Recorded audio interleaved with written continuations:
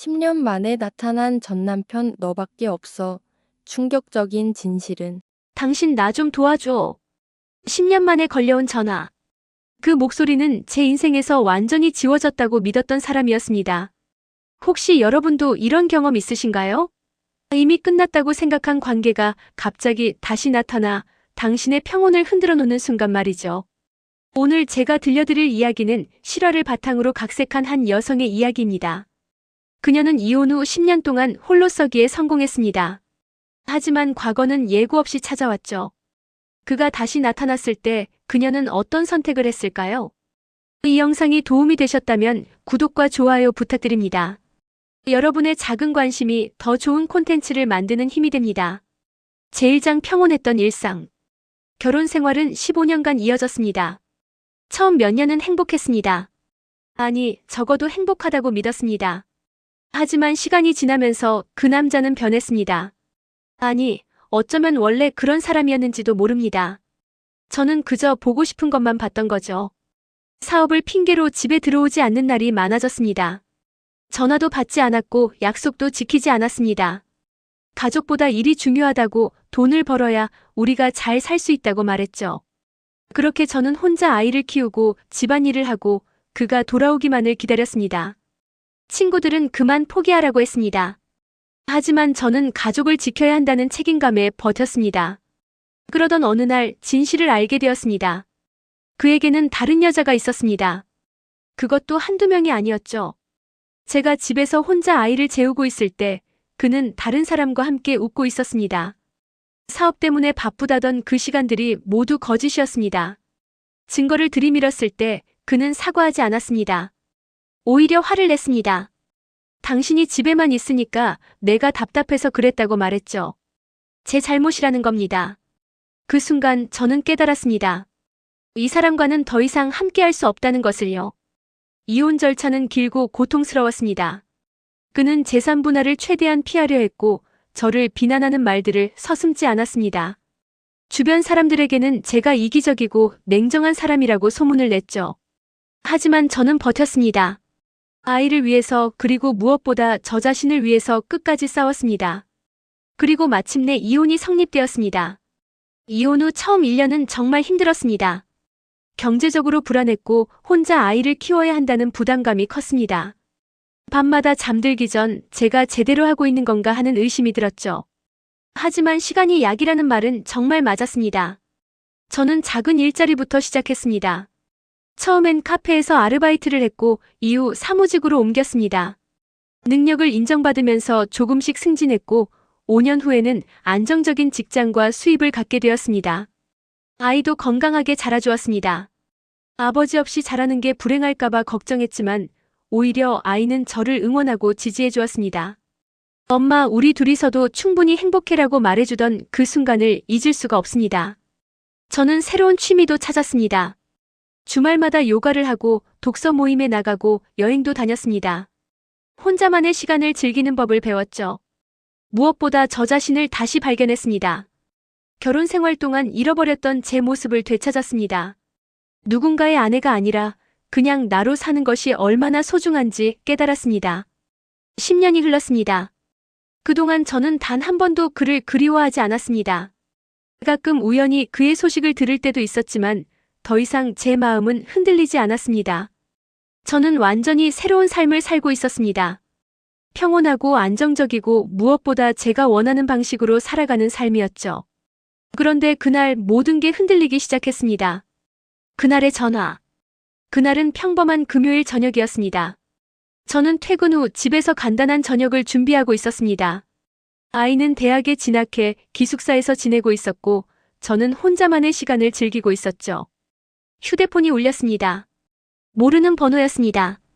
요즘 보이스피싱이 많다는 이야기를 들어서 받지 않으려다가 혹시 중요한 전화일 수도 있다는 생각에 받았습니다. 여보세요? 당신 나야. 그 목소리를 듣는 순간 온몸이 얼어붙었습니다. 10년 동안 완전히 잊고 지냈다고 생각했는데 단 한마디에 모든 기억이 되살아났습니다. 그 목소리의 억양, 톤, 심지어 숨소리까지 너무나 선명했습니다. 누구세요? 저는 일부러 모른 척했습니다. 인정하고 싶지 않았으니까요. 나야, 나. 전 남편. 기억 안 나? 제발 전화 끊지 마. 할 말이 있어. 그의 목소리는 예전과 달랐습니다. 자신감 넘치던 그 목소리가 아니라 초라하고 절박한 목소리였습니다. 무슨 일이세요? 이혼한 지 10년이 넘었는데 왜 연락하시는 거죠? 저는 최대한 냉정하게 말했습니다. 흔들리는 목소리를 들키고 싶지 않았습니다. 미안해. 정말 미안한데 나 지금 큰일 났어. 너밖에 없어. 제발 나 좀 도와줘. 도와달라고요? 10년 전 제가 도움을 요청했을 때는 외면했으면서요. 제가 아이와 함께 힘들게 살아갈 때는 단 한 푼의 도움도 주지 않았으면서요. 무슨 일인데 저한테 전화하신 거죠? 사업이 완전히 망했어. 빚도 엄청나고 사람들한테 쫓기고 있어. 집도 없고 갈 곳도 없고 정말 죽을 것 같아. 제발 며칠만이라도 내 집에서 지낼 수 있게 해줘. 나 정말 갈 데가 없어. 저는 말문이 막혔습니다. 이 사람이 지금 저에게 무엇을 요구하는 걸까요?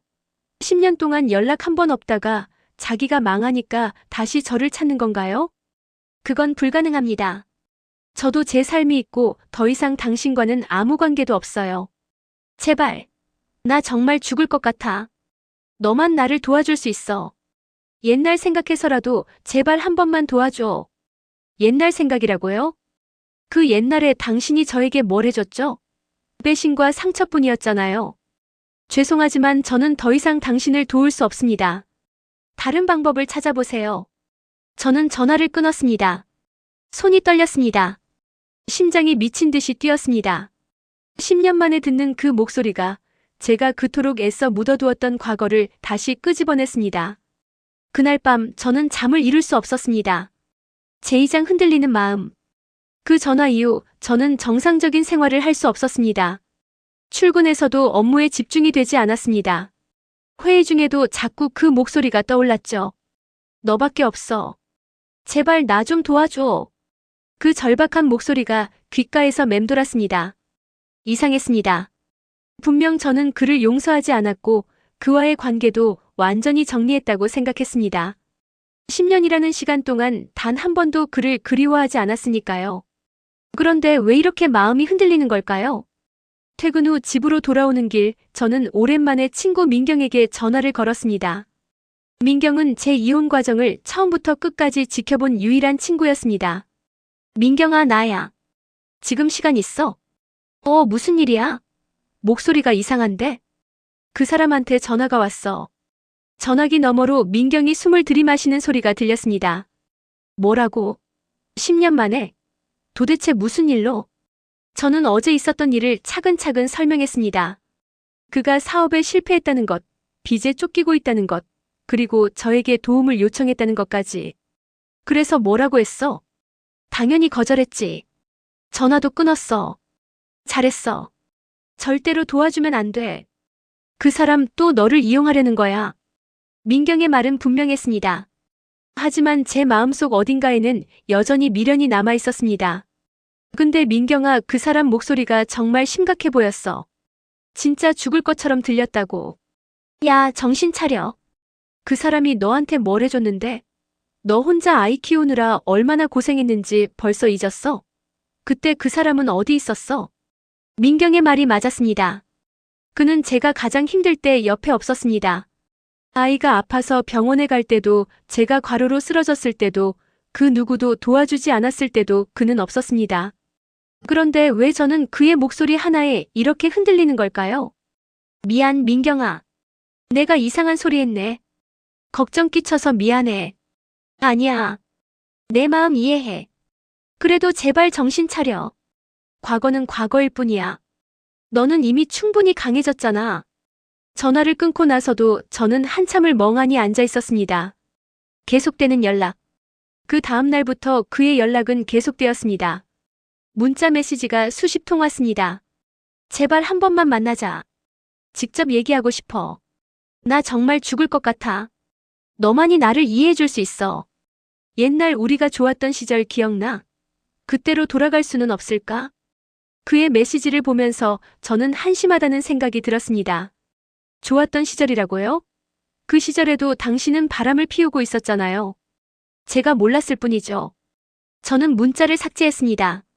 답장도 하지 않았습니다. 하지만 그는 포기하지 않았습니다.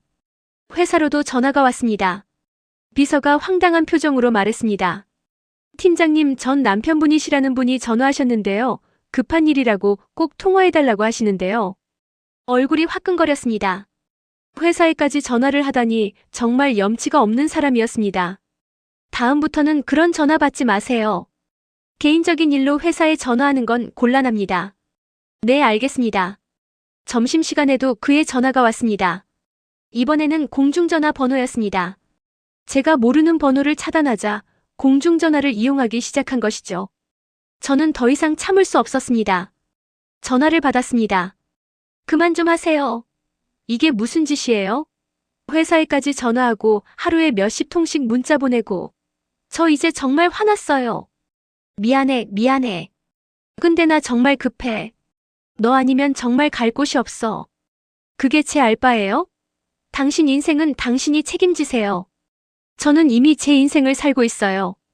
그래, 알아. 내가 잘못했어. 과거에 너한테 못되게 군 것도 알아. 그래도 한 번만, 딱 한 번만 만나줘. 제발. 그의 목소리에는 진짜 절박함이 묻어났습니다. 저는 잠시 망설였습니다. 어쩌면 한 번 만나서 확실하게 선을 긋는 것도 방법일지 모른다는 생각이 들었습니다.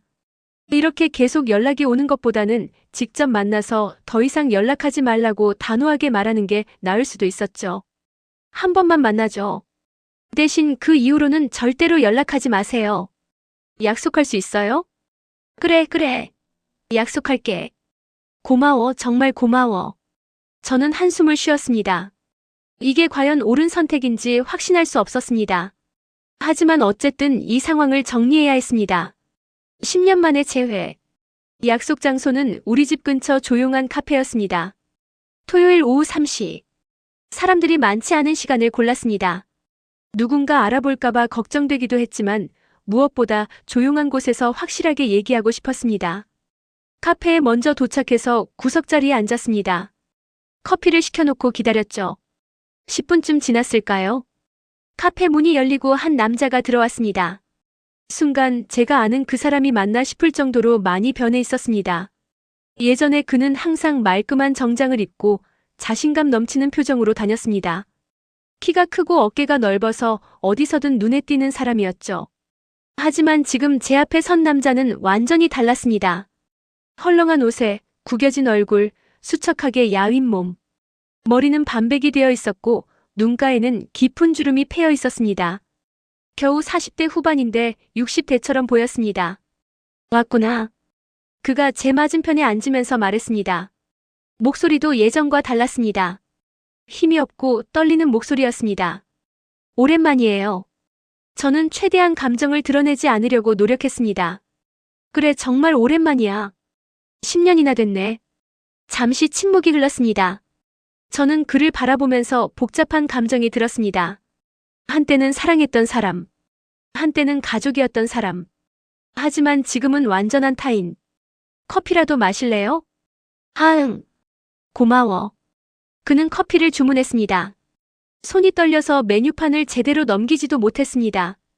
커피가 나오고 우리는 마주 앉아 한참을 말없이 있었습니다. 그래서 무슨 일이에요? 제가 먼저 입을 열었습니다. 하응. 사실은. 그는 한참을 망설이다가 입을 열었습니다. 나 지금 정말 큰일 났어. 사업이 완전히 망했어. 투자를 잘못했고 사기를 당하기도 했고 지금은 빚만 수억이야. 집도 압류당했고 차도 없어. 진짜 길거리에 나앉을 상황이야. 그의 이야기를 듣는 동안 저는 아무 말도 하지 않았습니다. 그래서 며칠만이라도 내 집에서 지낼 수 있을까? 아니면 조금만 돈을 빌려줄 수 있어? 나 정말 갈 곳이 없어. 친구들도 다 등을 돌렸고 가족들도 연락을 끊었어. 그는 제 손을 잡으려고 했습니다. 저는 손을 빼며 물었습니다. 왜 저예요? 10년 동안 연락도 안 하다가 왜 갑자기 저를 찾아온 거예요? 왜냐면 너밖에 없어. 나를 이해해줄 수 있는 사람은 너밖에 없다고. 이해요? 제가 당신을 왜 이해해야 하죠? 우리 부부였잖아. 15년을 함께 살았잖아. 그게 다 거짓은 아니었어. 좋았던 시절도 있었잖아. 저는 씁쓸하게 웃었습니다. 좋았던 시절이라고 말하는 그에게 저는 물어보고 싶었습니다. 당신이 바람 피우고 있을 때도 좋았냐고. 제가 혼자 울고 있을 때도 좋았냐고. 하지만 그런 말은 하지 않았습니다. 이미 끝난 일이니까요. 죄송하지만 도와드릴 수 없어요. 저도 제 삶이 있고 이제 우리는 남남이에요. 제발 딱 일주일만 있다가 나갈게. 그동안 해결책을 찾아볼게. 안 됩니다. 그리고 더 이상 저한테 연락하지 마세요. 이게 마지막이에요. 저는 자리에서 일어났습니다. 잠깐만. 그가 제 팔을 붙잡았습니다. 카페 안의 사람들이 우리를 쳐다봤습니다. 놓으세요. 제발 한 번만 도와줘. 나 정말 죽을 것 같아. 너밖에 없어. 그의 눈에서 눈물이 흘러내렸습니다. 예전 같았으면 마음이 약해졌을지도 모릅니다. 하지만 지금은 달랐습니다. 당신이 힘들 때 저는 어디 있었나요? 제가 아이 혼자 키우느라 고생할 때 당신은 어디 있었나요? 미안해, 정말 미안해. 내가 잘못했어. 사과는 필요 없어요. 이미 너무 늦었어요. 이제 각자의 길을 가요. 저는 그의 손을 뿌리치고 카페를 나왔습니다. 뒤에서 그가 무언가 소리쳤지만 돌아보지 않았습니다. 집으로 돌아오는 길 눈물이 났습니다. 슬퍼서가 아니었습니다. 그저 이 모든 상황이 허무하고 안타까웠습니다. 한때는 사랑했던 사람이 이렇게 무너져가는 모습을 보는 게 마음 아팠지만 그렇다고 해서 제가 희생할 수는 없었습니다. 저는 이미 충분히 아팠으니까요. 제3장 무너지는 경계. 카페에서 돌아온 그날 이후 저는 그와의 만남을 완전히 정리했다고 생각했습니다. 분명하게 거절했고 더 이상 연락하지 말라고 선을 그었으니까요. 이제는 진짜 끝이라고 믿었습니다. 하지만 제 생각은 너무 순진했습니다. 일주일 후 일요일 오전이었습니다. 저는 집에서 청소를 하고 있었습니다. 평화로운 주말 아침이었죠. 창문을 열고 환기를 시키면서 음악을 틀어놓았습니다. 그런데 초인종이 울렸습니다. 누구일까? 택배 기사일까? 저는 별 생각 없이 문을 열었습니다. 그런데 문 앞에 서 있던 사람은 택배 기사가 아니었습니다. 당신? 그였습니다. 제 전 남편이었습니다. 미안해. 갑자기 찾아와서. 근데 나 정말 갈 곳이 없어서. 그는 큰 여행 가방 하나를 들고 서 있었습니다. 옷차림도 일주일 전보다 더 초라해져 있었습니다. 어떻게 여기를 알고 온 거예요? 주소 알아냈어. 미안해. 근데 나 진짜 갈 곳이 없어. 정말 며칠만 재워줘. 저는 당황했습니다. 집 주소까지 알아내서 찾아오다니 이건 명백한 스토킹 행위였습니다. 안 됩니다. 돌아가세요. 여기는 당신이 올 곳이 아니에요. 제발 나 진짜 어제 길에서 잤어. 찜질방 갈 돈도 없어. 제발 하룻밤만. 그는 무릎을 꿇었습니다. 아파트 복도 한가운데에서 무릎을 꿇고 울기 시작했습니다. 제발 도와줘. 나 진짜 죽을 것 같아. 너밖에 없어. 이런 상황을 어떻게 해야 할지 몰랐습니다. 옆집에서 누가 나올까봐 겁이 났습니다. 이웃들이 이 광경을 본다면 얼마나 창피할까요? 일단 일어나세요. 여기서 이러지 마세요. 그럼 들여보내줄 거야? 일단 일어나세요. 저는 어쩔 수 없이 그를 집 안으로 들였습니다. 큰 실수였습니다. 돌아온 악몽. 그를 집에 들이자마자 저는 후회했습니다. 고마워, 정말 고마워. 나 진짜 너밖에 없었어. 그는 거실 소파에 털썩 주저앉았습니다. 10년 동안 제가 혼자 힘으로 일궈낸 이 공간에 그가 다시 들어온 것입니다. 하룻밤만이에요. 내일 아침에는 꼭 나가셔야 해요. 알았어. 정말 고마워. 저는 그에게 간단한 음식을 내왔습니다. 그는 마치 며칠 굶은 사람처럼 허겁지겁 먹었습니다. 언제 마지막으로 제대로 먹은 거예요? 글쎄 기억도 안 나. 편의점 삼각김밥. 그것도 며칠 전인 것 같아. 그의 모습이 너무 처참해서 저는 더 이상 아무 말도 할 수 없었습니다. 샤워라도 하세요. 수건은 욕실에 있어요. 정말 고마워. 진짜 고마워. 그가 샤워를 하는 동안 저는 거실에 앉아서 생각에 잠겼습니다. 이게 맞는 걸까? 제가 지금 뭘 하고 있는 걸까? 10년 동안 쌓아 올린 평온한 삶이 무너지는 것 같았습니다. 그를 집에 들인 순간부터 뭔가 잘못되고 있다는 느낌이 들었습니다. 샤워를 마치고 나온 그는 조금 나아 보였습니다. 하지만 여전히 지쳐 보였습니다. 너 여기서 잘 살고 있구나. 집도 깔끔하고 정말 잘 지낸 것 같아. 네, 그럭저럭 살고 있어요. 우리 아이는? 잘 지내. 대학생이에요. 기숙사에서 지내고 있고요. 그래? 벌써 그렇게 컸어? 시간 참 빠르네. 그는 감상에 젖은 표정을 지었습니다. 하지만 저는 그 표정이 불편했습니다. 당신이 아이에 대해 물어볼 자격이나 있나요? 아이가 자라는 걸 한 번이라도 지켜본 적 있나요? 내일 아침에는 꼭 나가셔야 해요. 약속하셨죠? 응, 알아. 내일 꼭 나갈게. 정말 고마워. 그날 밤 저는 침대에 누워서도 잠을 이룰 수 없었습니다. 거실 소파에서 자고 있을 그 사람이 계속 신경 쓰였습니다.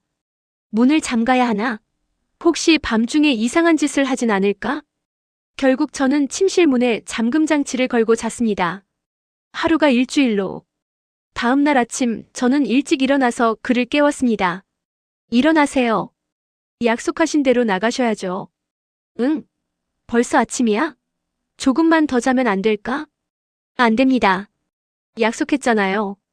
그는 천천히 일어났습니다. 하지만 나갈 준비를 하는 것 같지 않았습니다. 근데 말이야, 나 지금 정말 갈 곳이 없어. 하루만 더 있으면 안 될까? 내일은 친구한테 연락이 닿을 것 같아서. 안 됩니다. 약속은 약속이에요. 제발 하루만 더. 딱 하루만. 저는 한숨을 쉬었습니다. 하루만이에요. 내일은 정말 나가셔야 해요. 알았어. 고마워. 하지만 그 하루는 이틀이 되었고 이틀은 사흘이 되었습니다. 매일 아침마다 그는 새로운 핑계를 댔습니다. 친구한테 연락이 안 돼. 오늘 면접이 있어서 결과를 기다려야 해. 내일 돈이 들어올 것 같아. 그럼 나갈게. 일주일이 지났습니다. 그는 여전히 제 집에 있었습니다. 그리고 점점 더 편하게 행동하기 시작했습니다. 냉장고에 맥주 없어. 오늘 좀 힘든 하루였거든. 저는 술 안 마셔요. 필요하시면 직접 사오세요. 돈이 없어서 그러는데 미안한데 10,000원만 빌려줄 수 있어? 10,000원이 30,000원이 되었고 30,000원이 100,000원이 되었습니다. 저는 점점 지쳐갔습니다. 제 집인데도 제 집 같지 않았습니다. 퇴근하면 그가 소파에 앉아서 TV를 보고 있었고 주방은 어질러져 있었습니다. 이거 좀 치워주시면 안 돼요? 아, 미안. 너무 피곤해서 내일 할게. 하지만 내일이 와도 치워지지 않았습니다. 저는 친구 민경에게 다시 전화했습니다. 민경아, 나 정말 미치겠어. 무슨 일이야? 그 사람 우리 집에 있어. 뭐라고?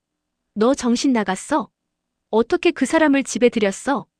저는 그동안 있었던 일을 설명했습니다. 어떻게 집까지 찾아왔는지, 어떻게 하룻밤이 일주일이 되었는지. 야, 당장 쫓아내. 지금 당장. 어떻게? 나가라고 하면 울면서 매달려. 길에서 죽을 것 같다고. 그거 너 조종하는 거야. 똑똑히 봐. 그 사람 지금 너 이용하는 거라고. 옛날에도 그랬잖아. 너한테 기생하면서 너 인생 망쳐놨잖아. 민경의 말이 맞았습니다. 저는 알고 있었습니다. 이 상황이 잘못되었다는 것을. 하지만 어떻게 해야 할지 몰랐습니다. 경찰에 신고해. 불법 침입이야. 그렇게까지 하고 싶진 않아. 그냥 스스로 나가줬으면 좋겠는데. 그 사람이 스스로 나갈 것 같아? 절대 안 나가. 내가 쫓아내지 않으면. 그날 밤 저는 결심했습니다. 내일은 꼭 그를 내보내겠다고. 본색을 드러내다. 다음 날 저녁 저는 퇴근하자마자 그에게 말했습니다. 더 이상은 안 됩니다. 내일까지 나가주세요. 그는 TV를 보다가 저를 쳐다봤습니다. 갑자기 왜 그래? 무슨 일 있어? 당신 여기 온 지 벌써 일주일이 넘었어요. 하룻밤이라고 했잖아요. 이제 정말 나가주셔야 해요. 나도 나가고 싶어. 근데 아직 갈 곳이 없다고. 그건 제 문제가 아니에요. 당신 인생은 당신이 책임지세요. 저는 단호하게 말했습니다. 그러자 그의 표정이 변했습니다. 너 지금 날 내쫓겠다는 거야? 내가 이렇게 힘든데? 제가 도와줄 수 있는 건 여기까지예요. 더 이상은 무리예요. 우리 15년을 함께 살았는데 일주일 더 있는 게 무리야? 15년이요? 그 15년 동안 당신이 저한테 뭘 해줬죠? 제 목소리가 커졌습니다. 당신은 바람 피우고 거짓말하고 저를 무시했어요.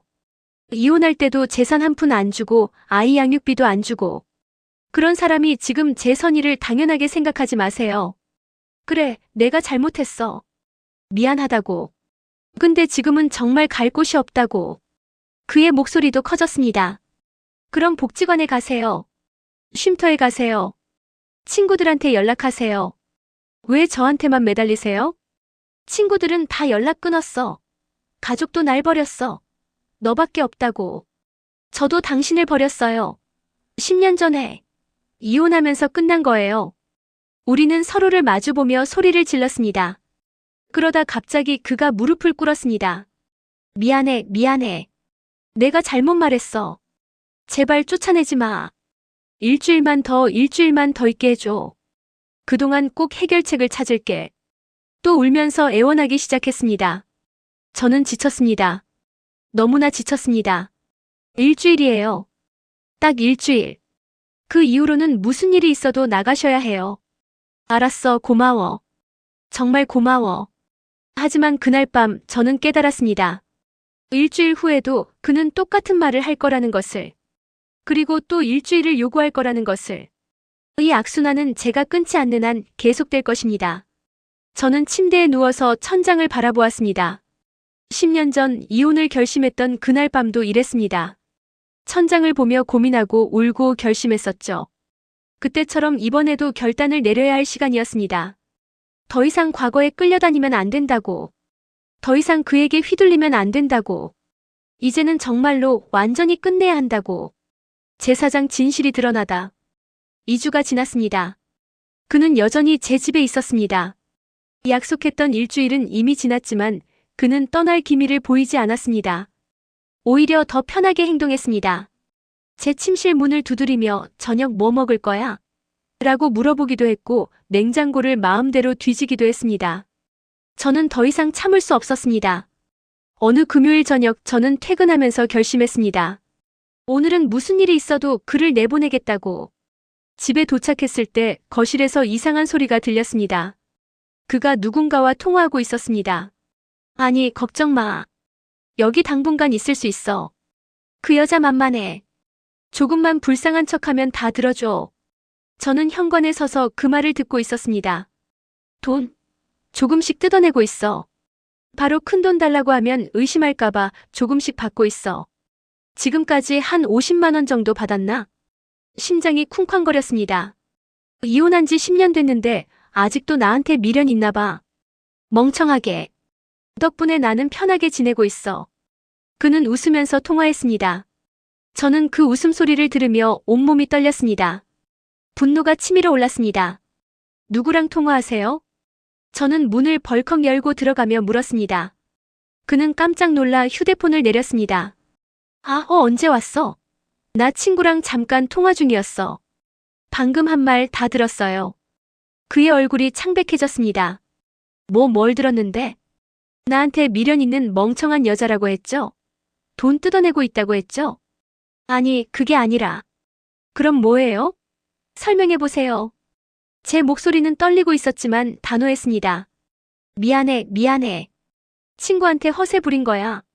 진심이 아니었어. 허세요? 50만 원 받았다는 것도 허세예요? 당신 나한테 정말 50만 원 가까이 받아갔잖아요. 그건 정말 필요해서 그런 거였어. 밥도 먹어야 하고 담배도 사야 하고. 담배요? 당신 담배 살 돈 있으면 나가서 살 집이나 알아보세요. 저는 참았던 분노를 쏟아냈습니다. 당신 처음부터 날 이용하려고 했던 거죠?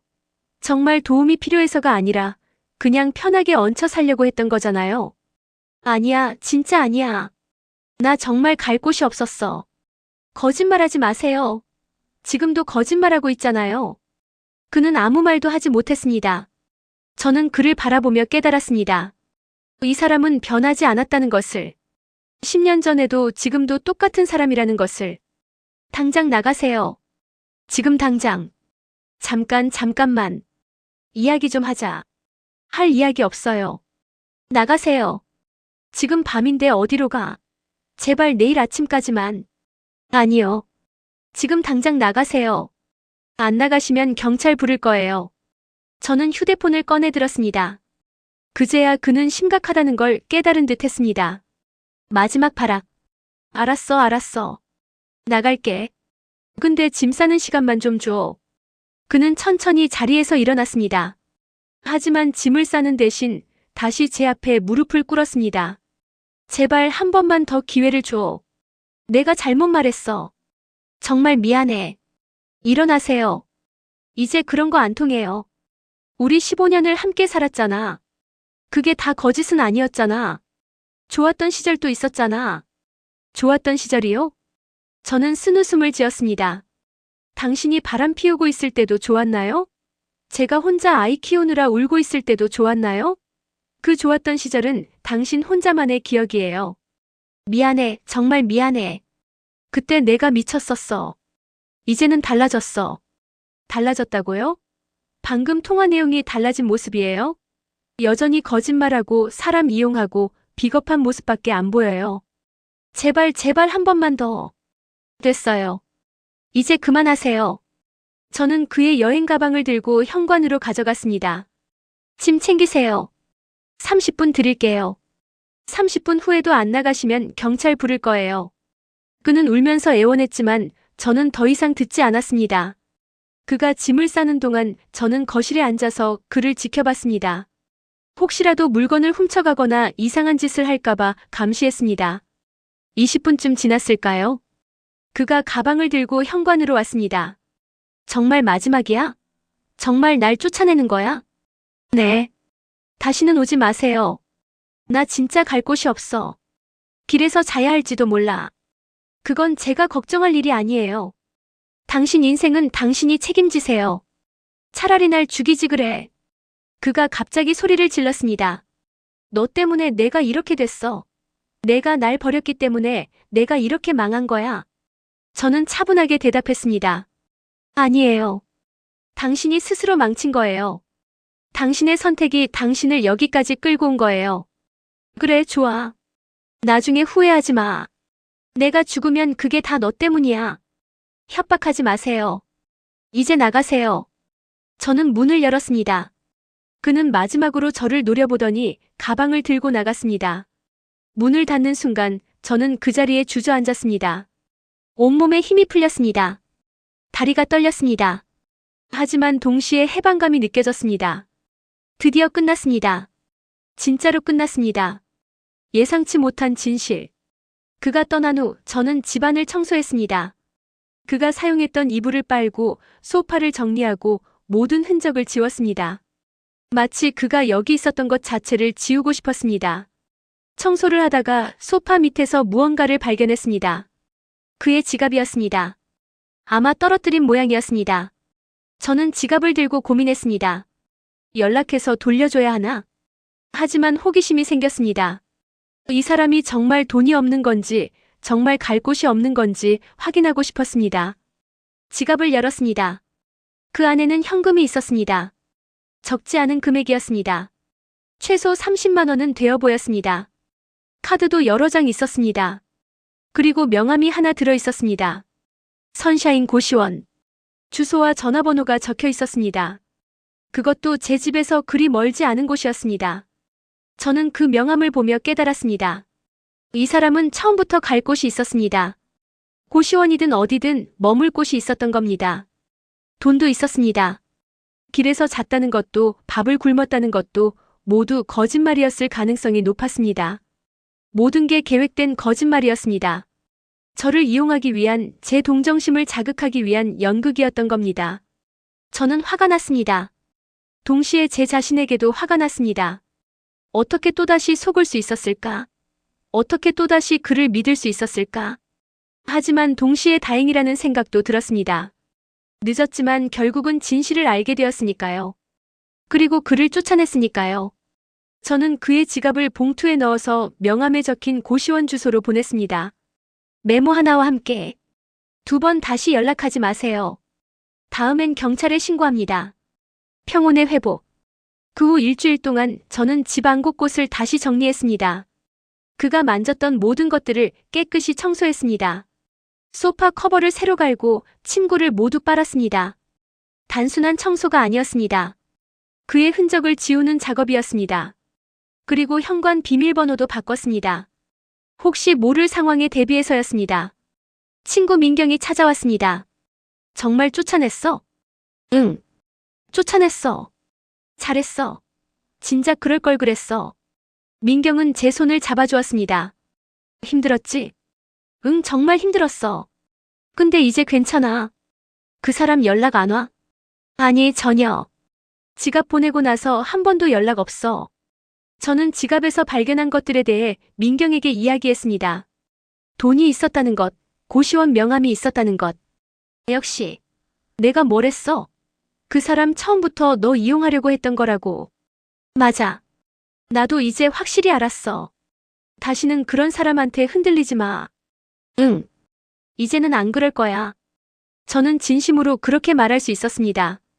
그날 밤 오랜만에 편하게 잠을 잤습니다. 더 이상 거실에 누군가 있다는 불안감도 없었고 문을 잠가야 한다는 걱정도 없었습니다. 제 집이 다시 제 공간이 되었습니다. 하지만 아직 이야기는 끝나지 않았습니다. 며칠 후 뜻밖의 전화를 받게 됩니다.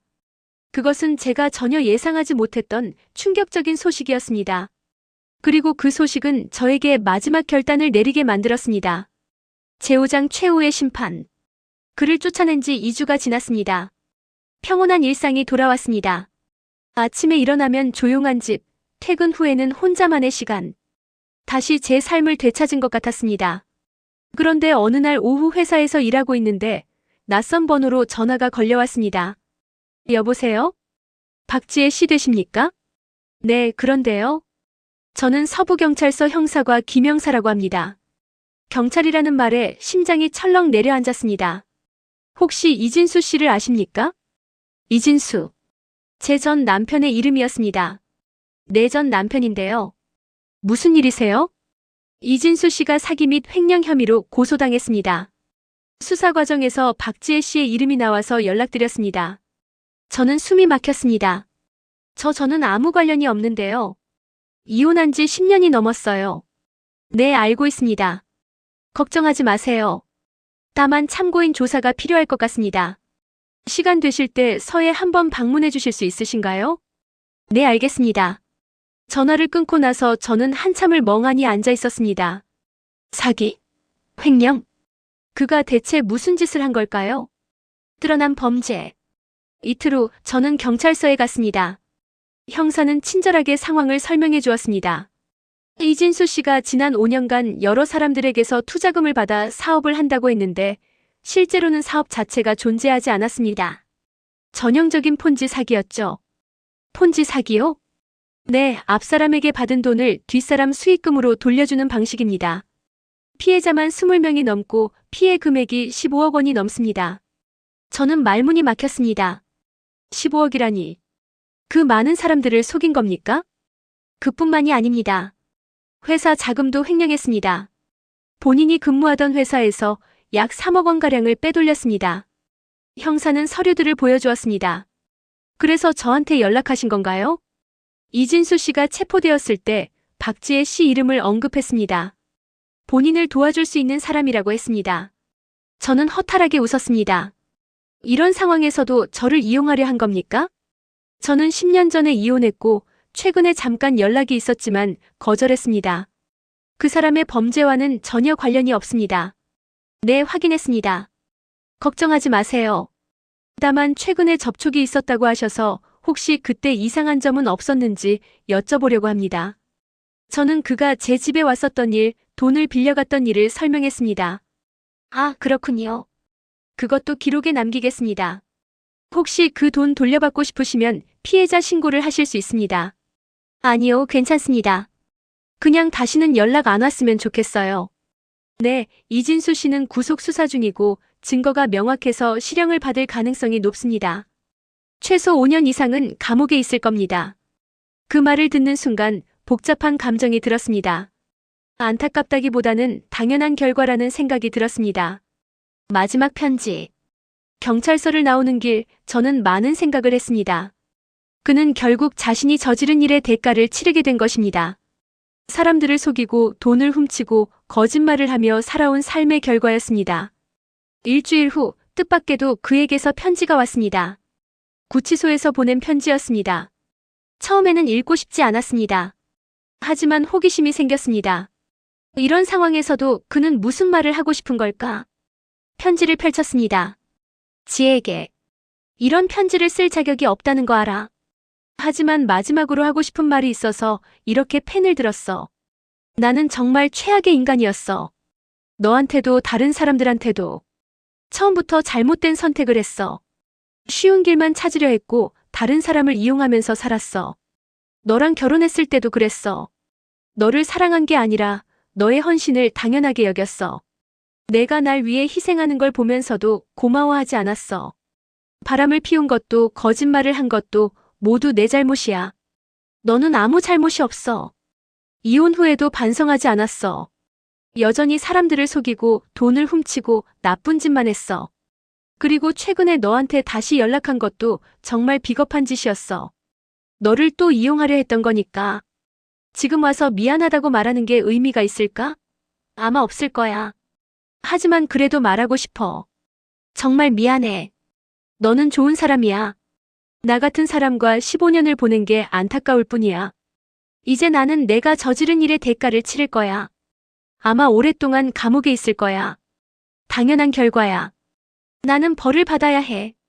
다시는 너한테 연락하지 않을게. 부디 행복하게 살아. 그리고 정말 미안해. 진수. 편지를 다 읽고 나서 저는 한참을 멍하니 앉아 있었습니다.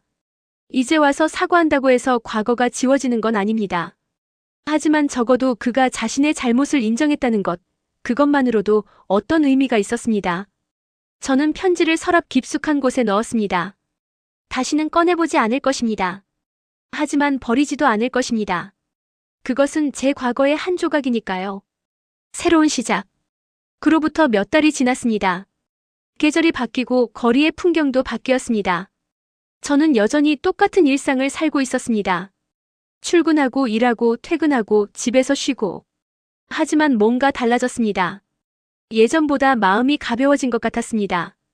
과거에 대한 미련이나 후회가 완전히 사라진 것 같았습니다. 어느 토요일 오후 대학생인 딸이 집에 놀러 왔습니다. 엄마, 요즘 표정이 좋아 보여. 그래? 그런가? 응. 뭔가 편안해 보여. 예전보다 더 밝아진 것 같아. 딸의 말에 저는 웃었습니다. 그럴지도 모르겠다. 요즘 마음이 편해. 혹시 무슨 좋은 일 있어? 저는 잠시 망설이다가 대답했습니다. 있었던 일이 정리가 됐어. 오랫동안 끌고 왔던 일이. 무슨 일인데? 그냥 과거에 대한 일이야. 이제 완전히 끝났어. 딸은 제 손을 잡았습니다. 엄마, 나 엄마 정말 자랑스러워. 엄마 혼자서 나 키우면서 얼마나 힘들었어. 그래도 항상 밝게 살려고 노력하는 거 다 알아. 고마워, 우리 딸. 그리고 엄마, 이제는 엄마를 위해서 사는 게 어때? 누군가를 위해서가 아니라 엄마 자신을 위해서. 딸의 말이 가슴에 와닿았습니다. 맞습니다. 이제는 저 자신을 위해 살아야 할 때입니다. 그날 저녁 딸과 함께 저녁을 먹으며 많은 이야기를 나눴습니다. 앞으로의 계획하고 싶은 일들, 가보고 싶은 곳들. 오랜만에 미래에 대해 설레는 마음으로 이야기했습니다. 최후의 소식, 그리고 진짜 끝. 6개월 후 형사로부터 다시 연락이 왔습니다. 이진수 씨 재판이 끝났습니다. 징역 7년이 선고되었습니다. 네, 알겠습니다. 그리고 한 가지 더 전해드릴 게 있습니다. 이진수 씨가 박지혜 씨에게 연락하지 말아달라는 서약서를 작성했습니다. 출소 후에도 일체 연락하지 않겠다고 법적으로 약속한 겁니다. 아, 그렇군요. 도움이 되셨길 바랍니다. 네, 감사합니다. 전화를 끊고 나서 저는 창밖을 바라봤습니다. 7년. 그는 앞으로 7년간 감옥에 있을 것입니다. 그것은 그가 선택한 삶의 결과였습니다. 사람들을 속이고 거짓말을 하고 잘못된 길을 걷다가 결국 여기까지 온 것입니다. 저는 그를 불쌍하게 여기지 않았습니다. 동정하지도 않았습니다.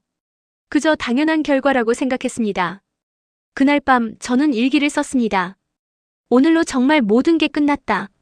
10년 전 이혼했을 때 나는 끝났다고 생각했다. 하지만 진짜 끝은 오늘이었다. 그가 다시 나타났을 때 나는 흔들렸다. 어쩌면 도와줘야 하나, 어쩌면 한 번쯤은 선의를 베풀어야 하나 고민했다. 하지만 그것은 내가 해야 할 일이 아니었다. 그는 나를 버렸고 나 역시 그를 버렸다. 그것으로 충분했다. 그가 저지른 범죄는 그의 책임이다. 내가 그를 구원할 수도 구원해야 할 이유도 없다. 나는 이제 진짜로 자유롭다. 과거는 과거로 남겨두고 나는 앞으로 나아갈 것이다. 더 이상 뒤돌아보지 않을 것이다. 일기를 쓰고 나니 마음이 한결 가벼워졌습니다. 에필로그 나를 지키는 삶. 그로부터 1년이 지났습니다. 저는 여전히 같은 회사에서 일하고 있습니다. 최근에는 팀장으로 승진도 했습니다. 딸은 대학을 졸업하고 취업을 준비하고 있습니다. 저는 새로운 취미도 시작했습니다. 수채화를 배우기 시작했고 주말마다 등산 모임에도 나갑니다. 혼자서도 충분히 행복할 수 있다는 것을 배웠습니다. 누군가가 없어도 제 삶은 충분히 의미 있고 가치 있습니다. 가끔 과거를 떠올립니다. 그와 함께했던 15년, 이혼 후의 10년, 그리고 그가 다시 나타났던 그 짧은 시간들. 하지만 이제는 그 기억들이 저를 아프게 하지 않습니다. 그저 제 인생의 한 부분이었을 뿐입니다. 그 경험들이 저를 더 강하게 만들었습니다. 더 이상 누군가의 선의를 악용하는 사람에게 흔들리지 않습니다. 더 이상 과거에 얽매이지 않습니다. 어느 날 친구 민경이 물었습니다. 후회 안 해? 그때 도와줬던 거. 저는 잠시 생각하다가 대답했습니다. 후회는 안 해. 그 일을 겪으면서 확실하게 배웠으니까. 선의와 희생은 다르다는 것. 누군가를 돕는 것과 누군가에게 이용당하는 것은 완전히 다르다는 것. 맞아. 넌 정말 많이 성장했어. 고마워. 내가 옆에 있어줘서. 당연하지. 우리 친구잖아. 그날 저녁 집으로 돌아오는 길에 석양을 봤습니다. 하늘이 아름다운 주황빛으로 물들어 있었습니다. 저는 그 풍경을 보며 생각했습니다. 내 인생도 이렇게 아름다울 수 있구나. 과거에 상처가 있었지만 그것이 제 인생 전부는 아닙니다. 앞으로 더 많은 아름다운 순간들이 기다리고 있을 것입니다. 그리고 이제 저는 그 순간들을 온전히 즐길 준비가 되어 있습니다. 여러분께 전하고 싶은 메시지. 제 이야기를 끝까지 들어주셔서 감사합니다. 혹시 여러분 중에도 과거의 관계로 힘들어하시는 분이 계신가요? 헤어진 사람이 다시 나타나 도움을 요청하는 상황에 처한 분이 계신가요? 제가 경험을 통해 배운 것을 나누고 싶습니다. 첫째, 당신의 선의를 지키되 희생하지는 마세요. 선한 마음은 아름답습니다. 하지만 그것이 당신을 해치는 도구가 되어서는 안 됩니다. 둘째, 과거는 과거입니다. 끝난 관계는 끝난 것입니다. 다시 돌아갈 수도 돌아가서도 안 됩니다. 셋째, 당신의 평화가 가장 중요합니다. 누군가를 위해 당신의 평온한 삶을 포기할 필요는 없습니다. 마지막으로 당신은 충분히 강합니다. 혼자서도 충분히 행복할 수 있습니다. 당신에게는 그럴 힘이 있습니다. 저는 이제 진짜로 자유롭습니다. 그리고 당신도 그럴 수 있습니다. 이 영상이 도움이 되셨다면 구독과 좋아요 부탁드립니다. 여러분의 이야기도 댓글로 나눠주세요. 함께 이야기하고 함께 치유해 나가요. 감사합니다.